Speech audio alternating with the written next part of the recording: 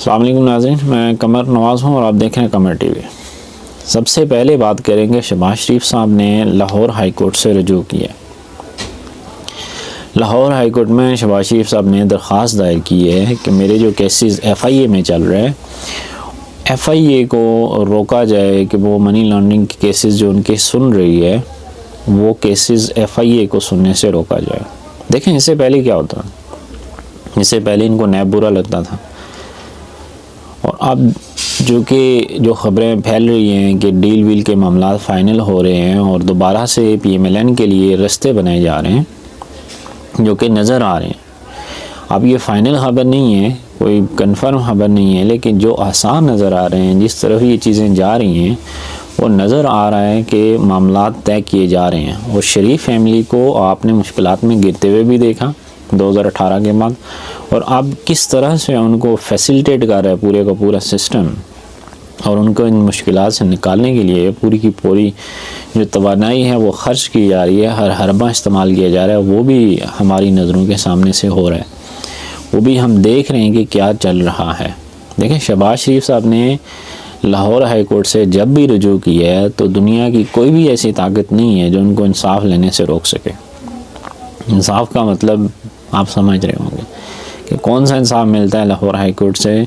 शहबाज शरीफ साहब को, जो कन्फर्म होता है, पत्थर पे लकीर होता है कि जब वो जाते हैं लाहौर हाई कोर्ट में तो फिर उनकी बात को, उनकी अपील जो भी हो, जिस तरह की भी हो, वो रद्द नहीं होती। छुट्टी वाले दिन अदालतें लगा कर इस ख़ानदान को वहाँ से रिलीफ दिया गया। नवाज शरीफ साहब को जब बाहर भेजने का मामला था तब भी लाहौर हाई कोर्ट ने ही उनको बाहर जाने की इजाज़त दी थी, और जो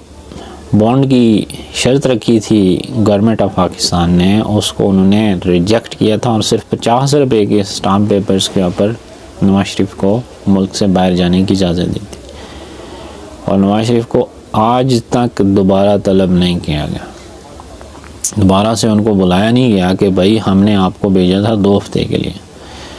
हमने आपको भेजा था इलाज के लिए, आपकी इलाज की स्लिप्स कहाँ पे हैं, कितनी दफ़ा आप हॉस्पिटल में गए हैं, हॉस्पिटल में जाते भी हैं या नहीं जाते हैं, आप वहाँ पे करते क्या हैं।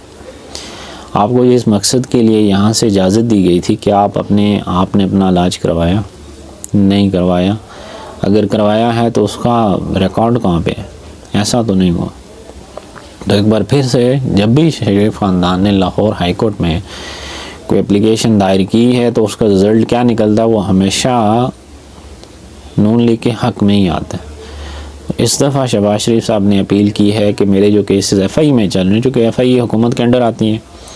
तो हुकूमत का असर सो होता है, तो अगर FIA इन्वेस्टिगेशन करेगी मनी लॉन्ड्रिंग की तो फिर शहबाज शरीफ साहब का फंसना जो है वो ज़्यादा नज़र आता है, बजाय इसके कि वो बच जाएंगे। चूँकि FIA गवर्नमेंट के अंडर है और गवर्नमेंट उसको ओवरव्यू कर सकती है, नैब गवर्नमेंट के अंडर नहीं आती, तो फिर नैब के जो मामलात हैं और नैब जहाँ से जिस अंदाज से मरीम नवाज़ साहिबा के केस लड़ी है, वो वाज़ेह तौर पे नज़र आ रहा है कि नैब ने उनको बाइज़्ज़त बरी करवाने का तहिया कर रखा है। अब शहबाज शरीफ साहब जब लाहौर हाई कोर्ट गए हैं तो देखते हैं कि अब क्या रिज़ल्ट निकलता है। उन्होंने अपील की है कि मेरे नैब में केसेस चलाए जाएँ, ना कि FIA में चलाए जाएँ, FIA से केसेस मेरे नैब की तरफ शिफ्ट किए जाएँ। तो इसका मतलब क्या हुआ, इसका मतलब ये हुआ दबे लफ्ज़ों में वो ये कह रहे हैं कि नैब से मुझे रिलीफ मिल सकता है, FIA से नहीं मिल सकता, इसलिए आप मेरी जान छुड़वाएं FIA से और मुझे नैब की तरफ भेज दें, कि नैब में जो कुछ हो रहा है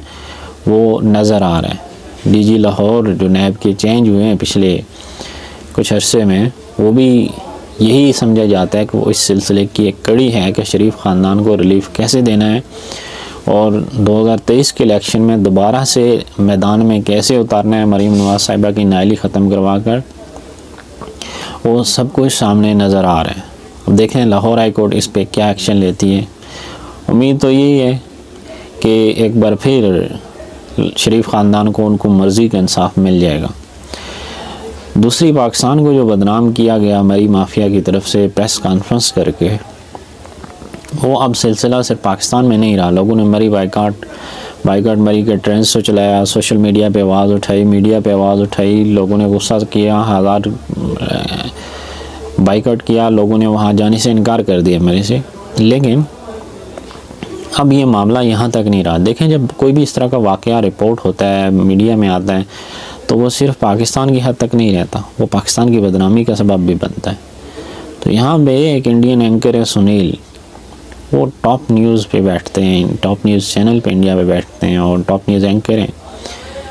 उन्होंने इस चीज़ को पूरा एक नक्शा खींचा कि पाकिस्तान में इंसानियत मर गई है, पाकिस्तान में इंसान नाम की कोई चीज़ नहीं है, लोग मर रहे थे, रोड्स पे मर रहे थे, और लोगों ने, जो होटल मालिकान ने, उनको वहाँ एंट्री देने से बंद कर दिया। देखें, जब कोई भी इस तरह का मामला होता है, कोई भी इस तरह की चीज़ सामने आती है, तो अनफॉर्चुनेटली वो मुल्क की बदनामी का सबब ज़रूर बनती है।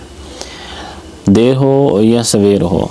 अगर कोई भी इस तरह का वाक़या होता है, वो मीडिया में रिपोर्ट होता है, बेहिस्सी रिपोर्ट की जाती है, तो दुनिया ये देखती है कि ये पाकिस्तान में हो क्या रहा है। आप दुनिया के टूरिस्ट को ये कह रहे हैं कि पाकिस्तान सेफ़ है, अब इस पे खूबसूरत तरीन मुल्क है, इसमें आएँ और यहाँ पे टूरिज़म को इम्प्रूव करें। आप टूरिज़म इंडस्ट्री को इम्प्रूव करने की बात कर रहे हैं,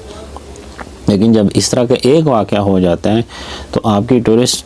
जितने भी इंटरनेशनल टूरिस्ट होते हैं, वो फिर पाकिस्तान आने से डरते हैं, हिचकिचाते हैं कि पता नहीं हम कौन सी दुनिया में जाने लगे,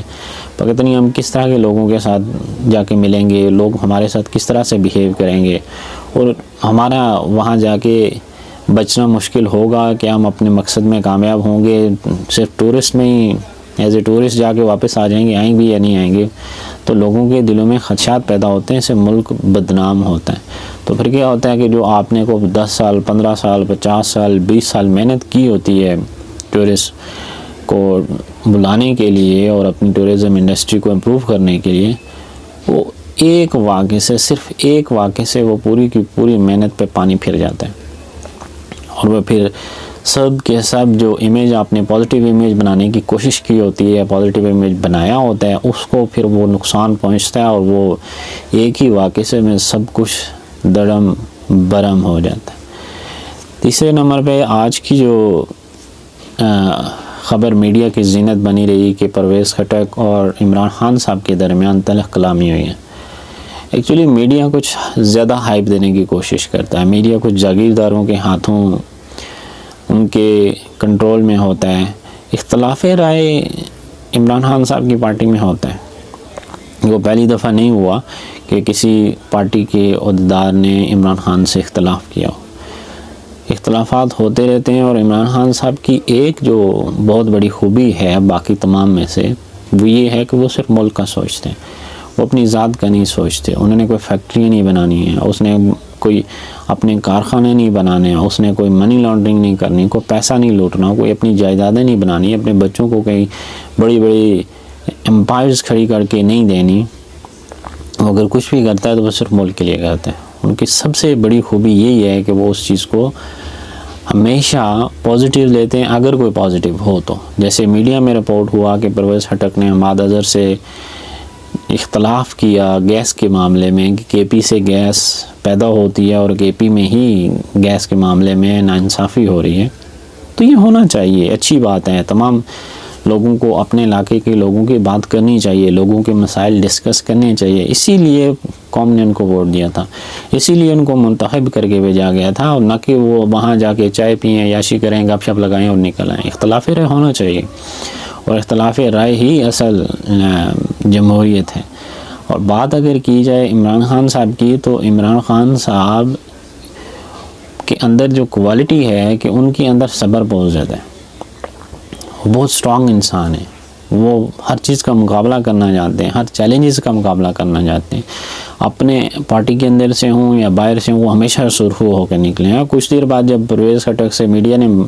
पूछा कि आपकी इमरान खान साहब से इख्तलाफात हो गए हैं, आप पार्टी छोड़ के जा रहे हैं, XYZ, जितने भी लोग हैं, एक्चुअली कुछ ऐसे सहाफ़ी बैठे हुए हैं जो सिर्फ इस इंतज़ार में रहते हैं कि कहीं कोई ऐसी खबर आए कि हुकूमत की